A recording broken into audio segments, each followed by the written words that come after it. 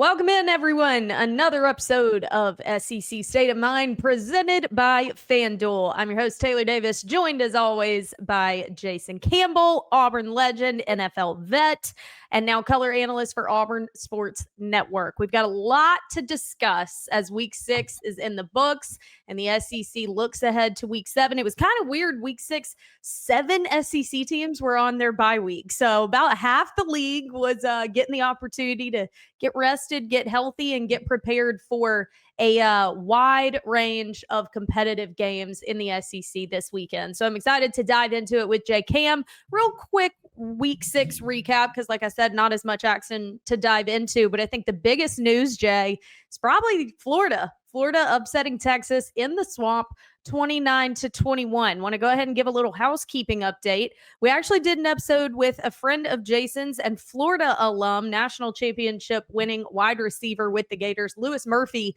came on and did a quick episode really diving into this Florida program. And we talked a little bit more in depth about the Texas upset. So keep an eye out for that. Make sure you're subscribed. You Florida Gator fans are going to enjoy that one. But Jay, just kind of real overview of Florida and what they were able to do against the Longhorns.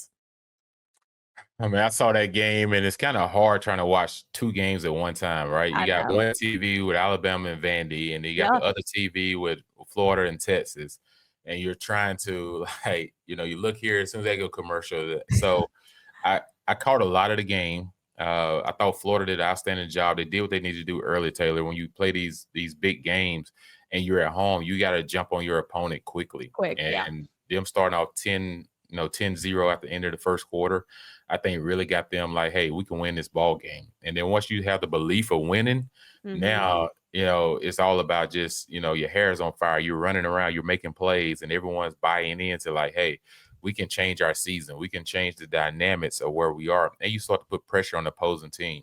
I thought Texas came in feeling a lot more pressure to try to prove themselves. They weren't playing as loose in the beginning. I feel like they was trying to play mistake-free football. From a standpoint, but these games are set with up front. Like when you want to play in these big games, like you've got to set the tone up front. And I think it's offensive line, defensive line is where you're going to win these big games. I totally agree, man. I feel like we, at least in my coverage for my ESPN games, and then it keeps coming up on our podcast, the lines of scrimmage are so impact. Like I just feel like the growing I know it's a quarterback league. It'll always be because that guy touches the ball.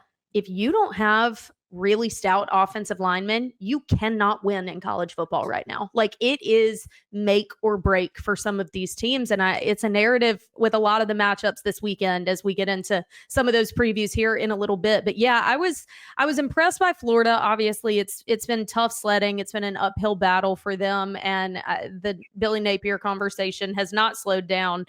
But I am so underwhelmed by Texas. And you and I were not on the hype train heading into season, I'm proud to say. But I didn't expect it to look like this. The defense gave up 457 yards of offense to a Florida team that hasn't been able to find an offense. So, like, it's not just on Arch Manning. It's not just on the line who is giving him no push and no protection up front. What is this defense doing? And Sark is such a hard-nosed, physical kind of coach. I'm so confused what's happening with Texas. So hats off to the Gators, but Texas, you really got to figure something out. Alabama gets revenge on Vandy, 30-14 down in Tuscaloosa. Kind of felt like the Pavia magic against teams from the state of Alabama might have been halted, especially with Alabama coming off a big win over Georgia. Ty Simpson continues to take steps forward. This guy just has such composure in these games. It's really, really impressive. But I actually want to give a shout out to Kane Womack and the defense, because the second half, man, they weren't allowing anything. And that's kind of been a trend you're seeing with Alabama is halftime adjustments on the defensive side of the ball. Kane Womack was a head coach. He knows how impactful those are. 9 rushing yards in the second half. And that includes Diego Pavia's scramble and extendability, which is his bread and butter. They were getting to him in the backfield. They really made that offense completely halt in the second half. Yeah, everything starts to me with the run game, right? Jay Miller from Alabama had 22 carries, like 161 yards rushing. When you think about that, that means your line is getting off at the point of attack. Yeah. I thought Vandy played well in the first half. I really did. I thought in the second half they had opportunities. If they don't turn the ball over twice in the red zone, I think we may be singing a different tune today You're right. because they both was at critical times. And if you get points there, if you get a touchdown there, it changes everything. You're now driving it towards the end of the game to go and win it. Yeah. So I thought Vandy shot themselves in the foot a little bit with those turnovers. You can't have that, and you're trying to make an upset. Like, you just can't have it. I do feel like Pavia did a little bit too much taunting before the game. You got to learn to tone that down. I understand that his idol is Johnny Manziel and everything, but when you do that and things like that happen, fumble, interception, and all those different things, now you create a lot of pressure yourself. Your teammates are saying, like, bro, just keep it within us. Like you're trying to do too much. And because let's be honest, defense played well enough to win that game. Everybody else played well enough to win the game. Who lost the game? You know what I'm saying? Because you're doing too much talking. You're interacting with the fan base, and you're, all this different things that going on the sideline. You just don't need to happen when you're in the quarterback at a big program.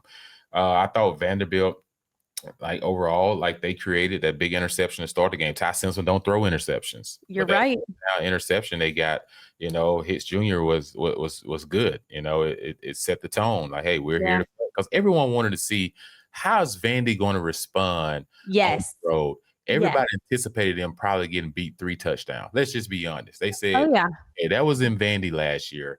And I think Vandy had a lot to prove. Say, no, we're not the same old Vandy. Like, we could beat Bama again.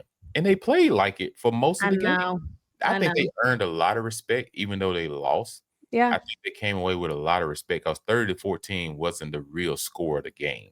You're right. That was the final score, but it was closer than what the score says. So I think Alabama, Ty Simpson continued to roll. The guy had 340 yards, 2 touchdowns. I like this kid.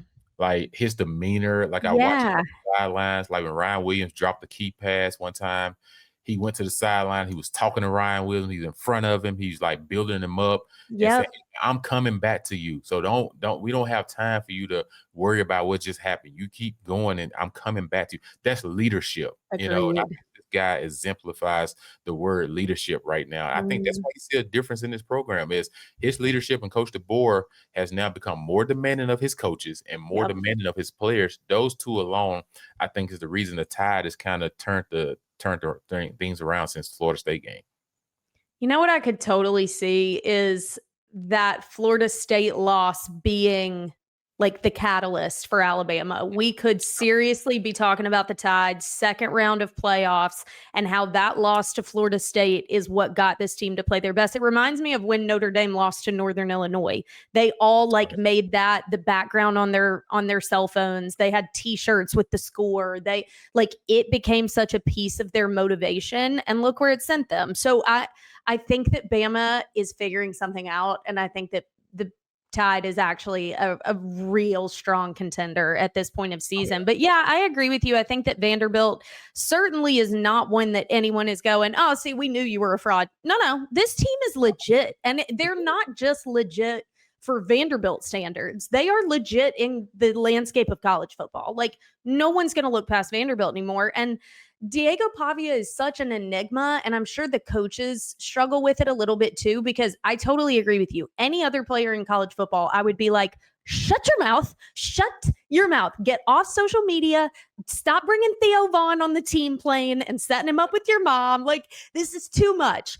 But until this past week, all of that has worked for Diego Pavia. Something about this kid, he is wired to play his best when the most eyes are on him. And so I'm sure the coaches are going, well, heck, I'm not going to interfere with that, because being, laying on the low doesn't work for the guy. So I think that this one was definitely a reality check for him.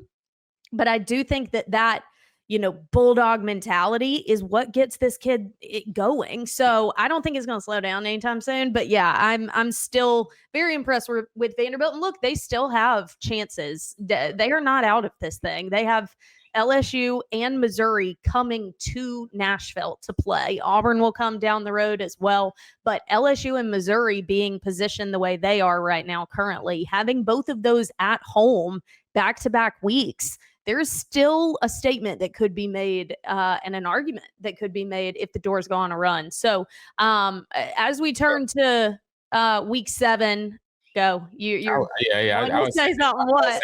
Vandy wins games, Taylor, because they eat up clock. If you think about Alabama flipped the switch on them. Alabama had over 37 minutes and 23 seconds of time of possession to Vandy's 22 minutes and 37 seconds. That's the difference in the ball game. They beat them at their own game. You're 100% right. And it's what got the Tide the L in Nashville last year. So very good coaching to flip that script. A couple other notable results, not surprising. Georgia beat Kentucky. Texas A&M beat Mississippi State. My prayers are with running back Fluff Bothwell. I was devastated to see that injury. I covered that team week 1. The transfer from South Alabama, the coaches were telling us how quickly he was going to make an impact, and boy, has he. And he just loves the opportunity that he has to play there. So seeing him crying on the cart, broke my heart. So prayers for him, and hopefully it's a speedier recovery than we all expect. All right, well, let's give out our awards as we always do before we give you our previews. We start with the positive around here because we are positive people. SEC standout, who had your attention and is getting your award for good reason coming out of week 6? Well, I'm going to have to go with Lagway, right? This guy, he's been struggling most of the season, and then he needed this game. He needed this game in a big way, and I feel like he responded. He came out. You can tell there was a different, his eyes was just different. He was locked in, and he made some crucial throws in this game. And like I said, 289 yards passing, 2 touchdowns. And I thought Lagway this week was my SEC standout. I love it. I think he was 21 of 28. So definitely more in line with what we expect to see from a guy like him. And he's been battling back from some injury. So I like that one. My SEC standout, I try and get creative with these, and not go with the obvious one. And this one is a little bit more broad, but it's definitely impactful as we head into week 7. My SEC standout is the 12th man.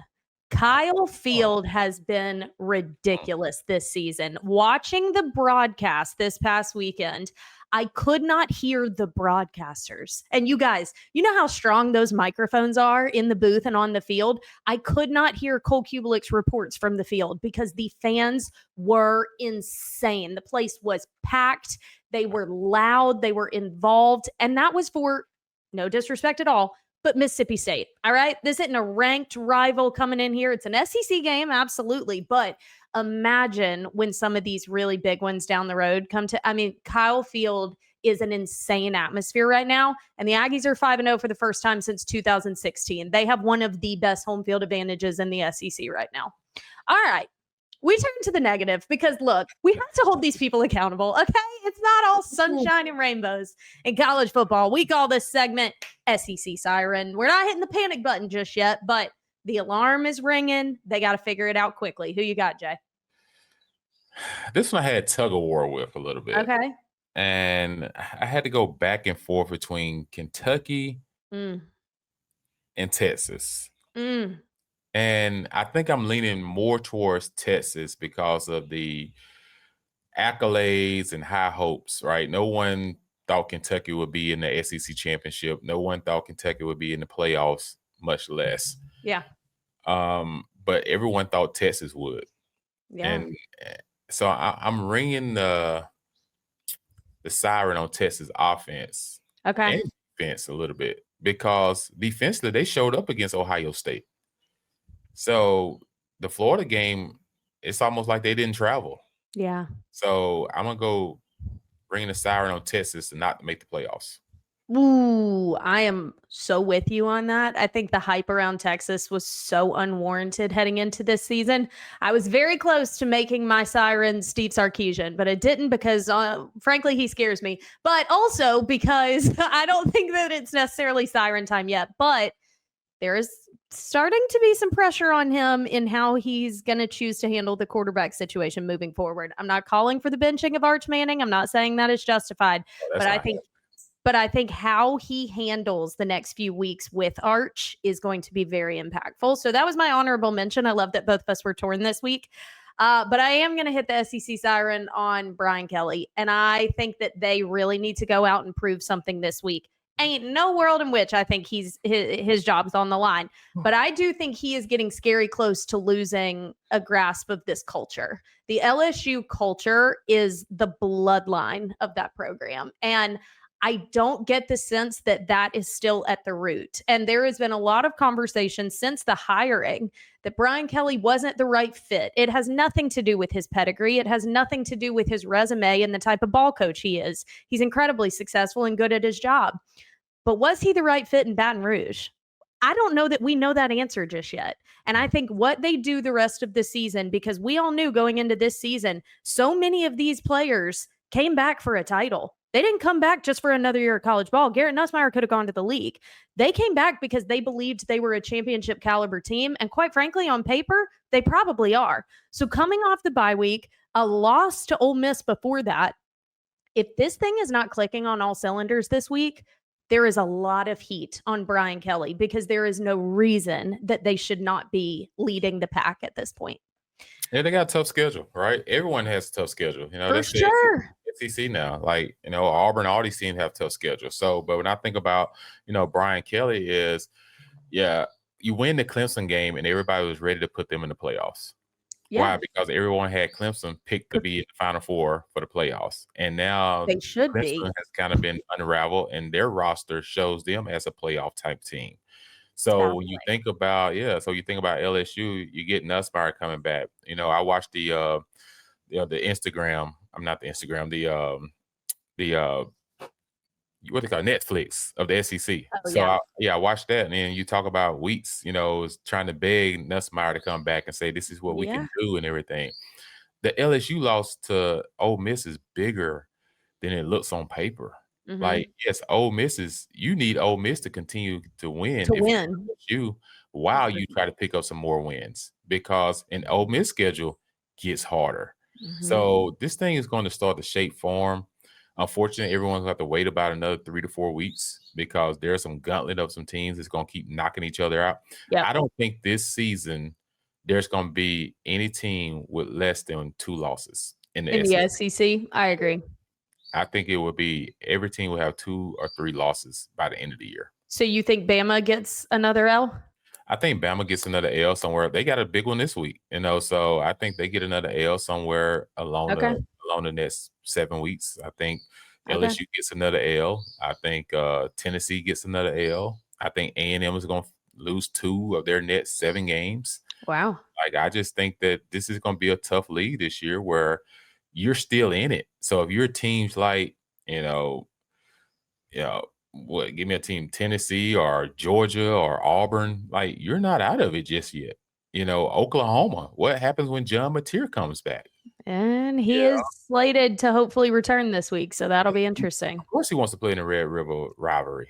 Why wouldn't he? That's the big one. You know, that's what he came to Oklahoma for. Exactly. You know? So there's going to be a lot, Taylor, to shape form, and we'll get to that game later because there's some things I'm just like a little shocked over, but we'll talk later. All right, well, let's get into our previews. Week 7 has a lot of SEC on SEC matchups. We've got 6 of them we're going to preview for you real fast. Get you ready for your bets as well, because our friends over at FanDuel always have us covered with all of the lines and odds. We're going to start with Arkansas against Tennessee. This is a weird one because it's the first time we're going to see Arkansas under the leadership of Bobby Petrino following the firing of Sam Pittman, as well as Bobby Petrino's firing of several defensive staff members, including defensive coordinator Travis Williams. They promoted assistant defensive line coach Chris Wilson to defensive coordinator, and running backs coach Colby Smith has been promoted to offensive coordinator. Bobby Petrino is going to continue calling the plays from the sidelines the way that he has. Weirdly enough, Arkansas has had this matchup in the past few years. Tennessee has lost 4. Like, it's very random because they've obviously had success the past few years in Knoxville, but Arkansas has just had their number.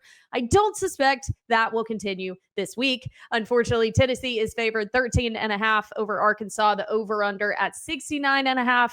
according to our friends over at FanDuel. And I think just with so much change and so much unknown, I'm not saying Arkansas isn't capable of playing spoiler at some point this season. And so many times when change happens and you feel like your season is you kind of just play with like reckless abandonment, and you're like, why not just throw it all out there and you end up with a dub?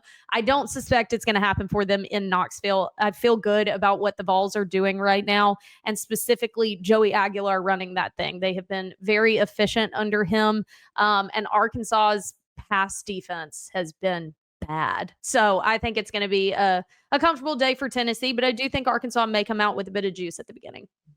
Yeah, I don't think Arkansas defense has the same talent they had a year ago when this game was in Arkansas. Yeah. And last year they was able to get out the Nico and win that game defensively, right? It wasn't a high-scoring game. It was a defensive slugfest, and Arkansas found a way to pull it out. This year, they don't have some of those same guys on the back end. And now, like you said, they went through a bye week, and they went through a coaching change. And with that being there, you got to think about, if you're Bobby Petrino, he's pretty much coaching to probably retain this job, right? He definitely is. Yeah. So, he's starting to make some moves and everything to try to get himself the best opportunity he feels to sustain this job at the end of the year. So he knows it's going to require some big upset victories in order to do that. When you think about Hayes, this defensive line coach that he just hired, I was actually with Hayes in Cincinnati.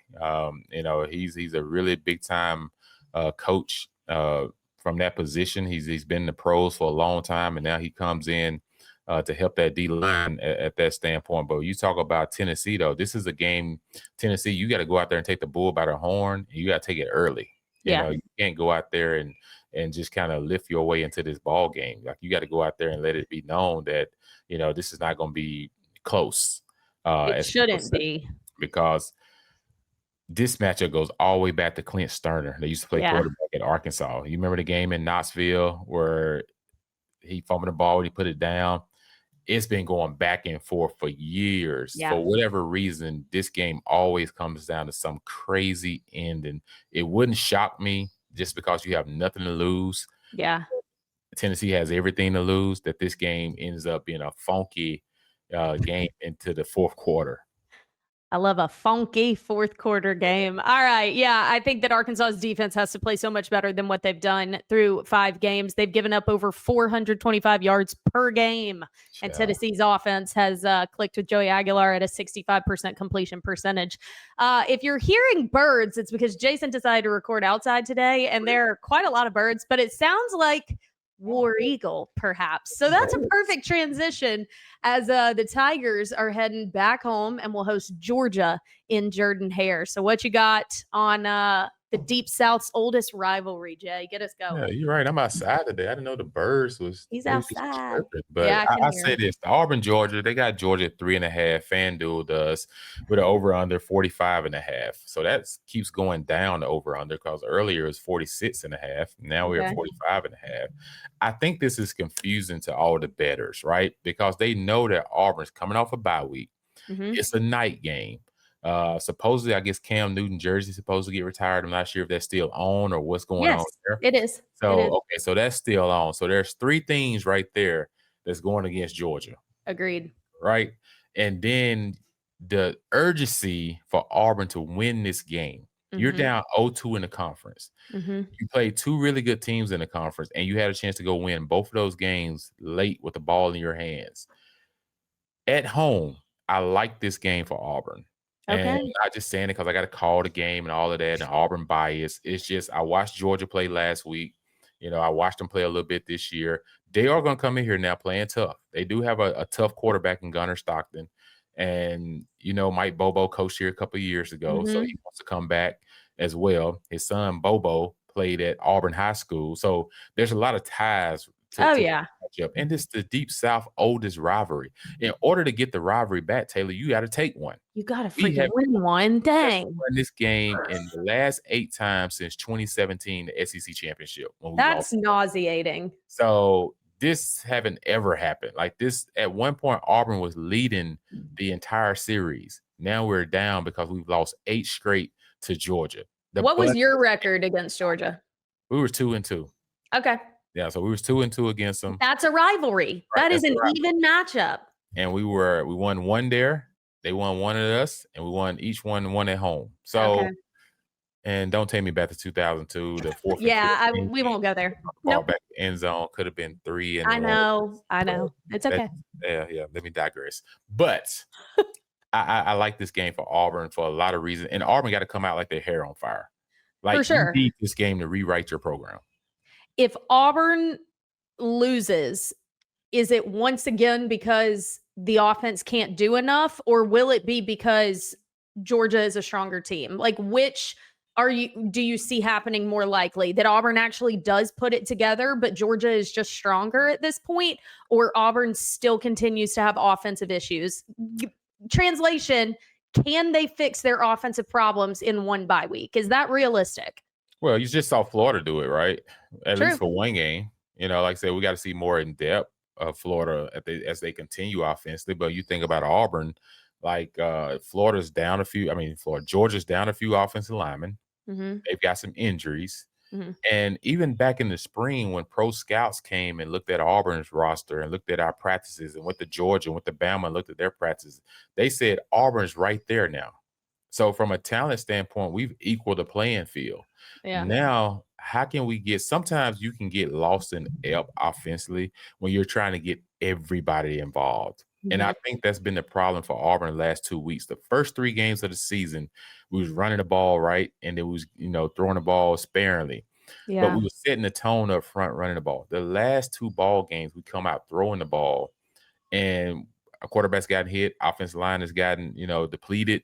Yeah. And it seems like you got to get back to running the football to help set up the pass. You got to get some type of confidence up front for the run game. So if Auburn doesn't win this game, I would say it would be because of what's happened to us the last 2 weeks, that we weren't able to get third down conversions. We weren't able to sustain drives, and we weren't able to run the football. So if those 3 things happen, those would be the 3 reasons why we lose. You know, so here we go. It will be. I like Auburn's defense in this matchup. I do think that Gunnar Stockton has been effective, and Georgia's always going to have these running backs that you're like, where the heck did you come from? And tight ends, like they just randomly find them. The wide receivers have not been consistent enough for Gunnar Stockton. I said that last week on the show, and I think Auburn's defense is the reason that Auburn has been in the games in the past 2 weeks. If it were just up to the offense and special teams, they would have both been blowouts. So I think that it's going to be a really tough test. Jordan-Hare, I've also said this, you add a touchdown for Jordan-Hare alone. Like that environment, that fan, it's literally given 7 points to Auburn to start. I believe that. I think that if Auburn is able to find some sort of honestly, take a page from Bama, run the clock, run the ball, run the clock, keep Georgia's offense off the field as much as you can. But when you do, the defense being advantageous the way they were, probably come up with a defensive score if you can. I think that that's how Auburn has to do it, because the offense still hasn't figured enough out, and Georgia's defense is always scrappy. But this is a very compelling and less than predictable matchup than it typically is. Not going to do a ton on this one, but Florida, Texas A&M, our friends over at FanDuel have this one as Texas A&M favored 6.5, the over-under 47.5. If you want a more in-depth preview of this one, our good friend Luz Murphy, who came on, is going to give you a preview of that. That episode will be out in a couple of days, but I do think that A&M's offense is definitely stacked. I'm kind of surprised they haven't done more with it. I think that this past weekend was a better showing, but Mississippi State's defense wasn't as much of a test. But Mario Craver and Casey Concepcion, just from an athlete perspective, I would file them under 2 of the most impactful transfers in college football. I mean, those guys, I think those guys have allowed for the evolution of Marcel Reed, because Marcel Reed was I want to take off and run quarterback. He is throwing first now. And I think it's because the true complete trust that he has in Casey and Mario out there, that I got to get these freaks the ball. They are that much of an elite duo out there. Their yards after catch, after contact. I love watching those 2 guys play. I will say, A&M has been a very heavily penalized team. I am very surprised by this, because Mike Elko is a hard-nosed, disciplined coach, and penalties have been their issue. It's the reason that Auburn was able to hang around so much as well. Auburn was heavily penalized in that game, but A&M had 7 penalties in the first half alone against Mississippi State. Like, we're not cleaning it up. Second half was a little bit better, but Mike Elko made a comment in a press conference that he was starting a coaching Cabo fund, and now he's going to start finding his players, send the coaches to Cabo because he can't figure out how the heck they're still dealing with these penalty issues. That's something that Florida could take advantage of coming off their big win over Texas. But we'll get into that one a little bit more with Lewis Murphy. Let's talk the Red River rivalry. Texas, Oklahoma potentially lost a little bit of spark now that Texas is coming off an L, and John Mateer is expected to be back. What do you take in this one? I think this line is weird, FanDuel. Sorry, I'm confused. Well, I understand what FanDuel is saying. They're not sure if John Mateer will be back. Yeah.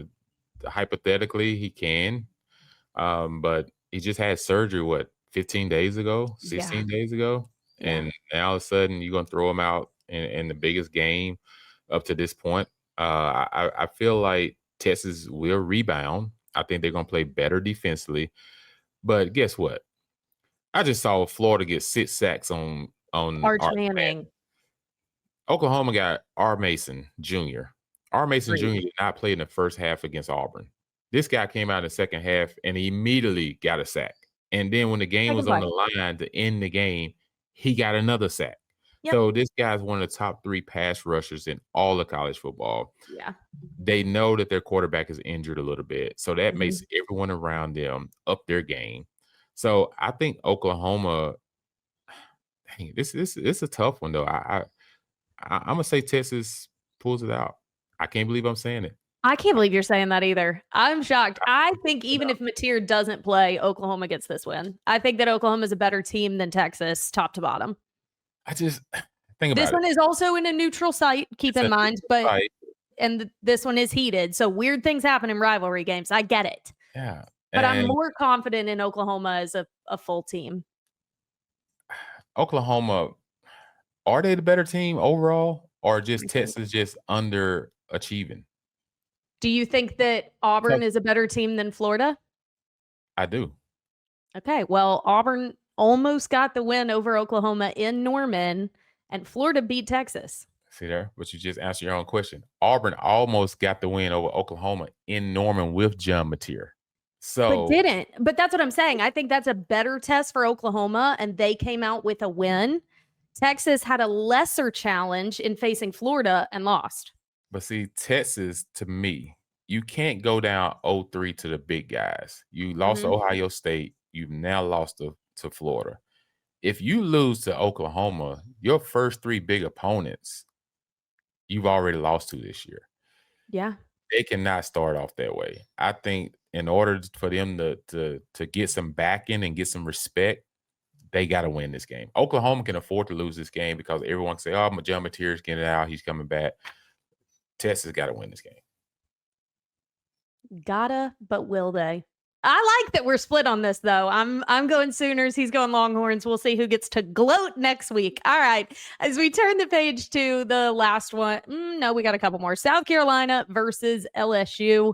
Our friends over at FanDuel have LSU 8.5-point favorite, over under 43.5. Some good news for LSU. Running back Caden Durham has been out with an ankle injury that he sustained in week 4. He had to sit out versus Ole Miss, and he has been impactful on the ground. Brian Kelly said at the beginning of this week, he is good to go. So he will return against South Carolina. It has been well documented that Garrett Nussmeier has been dealing with some torso abdominal issues coming off a bye week. Coach Kelly also says that Garrett seems to be full go. Their leading wide receiver, Aaron Anderson, has also been banged up with like a bunch of things. He is listed as probable. I would say they need him to go because I think the difference maker in this game is up front. And again, like I said, the lines of scrimmage have been such the storyline in big games this season. And LSU's offensive line has not been up to standard. Now, I get it. They lost 4 guys to the NFL from that unit last year. So you're not going to just pick up where you left off. But they have not been able to get any push up front. They have not been able to protect Nussmeier, and he hasn't been as agile dealing with the abdominal issue. But a guy like Dylan Stewart at South Carolina can have a career day against a front like this. Now, he has been doubled a lot more this season, so his production doesn't look the same as it did last year, but he had Kyle Kennard on the other side last year to balance it out a little bit at South Carolina. I think Dylan Stewart could have a huge day against this LSU front. He has 20 pressures already and 3 sacks in 5 games. I think he has the advantage against LSU's tackles. But South Carolina has to prove a lot more offensively. I mean, frankly, LSU does too, but your quarterback can't be your only identity. We've talked about that. But coming off the bye week, I think you hope to see a little bit more versatility from that offense. Let Dylan Stewart loose, let him have a day. And this one could get really interesting. I actually think an 8.5 point, pick is a little surprising because this one could be closer, but South Carolina's teetering on a season of irrelevance, which would be so disappointing considering the season they had last year. Whew, man. Sellers in Baton Rouge, night game. I think that gives you 3.5 points, right? Just because it's in LSU at nighttime. Fair. Number 2, South Carolina offense hasn't really clicked yet. They played better against Missouri on the road against another really good opponent, but there's the Birds. But I think overall, though, if you look at this ball game, I think South Carolina has a chance if they come in and they jump up early. Yeah. I think they have to get the lead in this ball game coming off the bye week. They got to get up early. LSU, if you want to stay in the hunt to have a chance, your Clemson loss goes all for nothing. If Florida continues to pick up some steam, then, but they've already lost to South Florida. Right, so like that. Yeah. What win does LSU have that is LSU impactful? has a game to stay in the top 10. Yeah. If they don't win this game, they cannot stay in the top 10. No. So I just think overall, Nussmeier, this is a game that he has to show as well that, hey, I can be a first-round draft pick, because we've all just been saying it, but why have we been saying it? Is it just because speculations? It's because, like, we just expect his quarterbacks to do well there because what Jaden Daniels did. Right. I think his technique jumps out at you, his arm strength jumps out at you, but in game, the accuracy has been a little bit of an issue. The game management has been a little bit of an issue, but South Carolina ranks dead last in total offense in the SEC. So I think that narrative, I put more pressure on South Carolina's offense than I do LSU's offense. The only team that averages less than 100 rushing yards per game in the SEC as well. So, but keep in mind, this game was South Carolina's last year. It was in Columbia, don't get me wrong, but very similar personnel. You lost a few pieces, but really it was because Lenora Sellers went down with injury that LSU was able to fight back and win that game. They trailed majority of the game. So this one will be fun, no doubt, but probably going to be another LSU Death Valley dub. All right, last one. Jay, give us your take on Alabama, Missouri. Got Alabama at 3.5 points, 52.5 overall. I mean, over under. This game is very intriguing. Alabama defense give over 155 yards rushing a game. That's hard to think about, right? Their defense giving up 155 yards rushing a game. They're now going against a two-headed monster in Missouri, led by Hardy.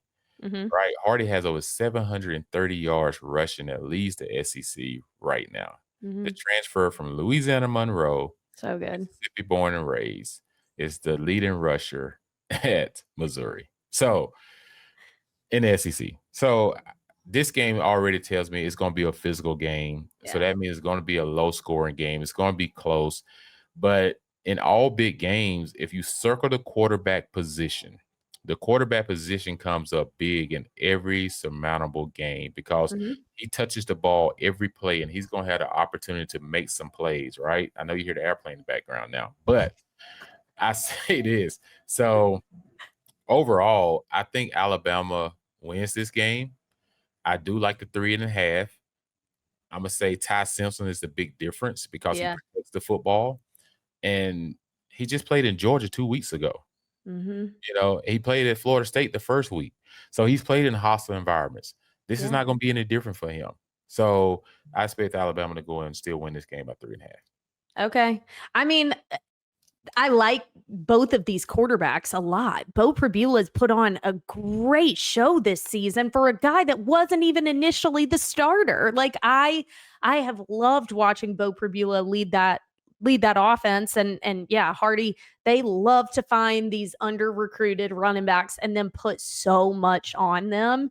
And Drink is a creative dude, and he isn't as afraid to take some risks. And this one could be weird, as you said, funky. This one could be one of those really scrappy, down to last possession or even overtime games. I love this matchup. Y'all, I need 85 televisions in front of me this weekend. All of these matchups are phenomenal. And as Jason likes to say, the meat and the potatoes are separating. It's that point of season. Week 7, you got to knock each other out if you want a chance at the playoffs. So they're going to get to swinging this week, and we are going to be watching every bit of it so we can break it all down for you next week. Thank you so much for listening and following along, as you guys always do. If you are not subscribed on YouTube as well as the podcast, do me a huge favor. My birthday was last week. This is my birthday gift, okay? Go subscribe and like everything that you can possibly do on YouTube and the podcast app for our show as we continue to grow. We've got some great guests that we are pursuing for the coming weeks as the second half of season rolls on, and then we will get into some other sports as well. We're getting close to tip-off. SEC Media Days for basketball are happening this week, crazy enough. So we're going to keep you locked on everything in and around the Southeastern Conference. So your support makes that possible, as well as our friends and partners over at FanDuel. So for my co-host, Jason Campbell, I'm Taylor Davis. Have a great week. Peace.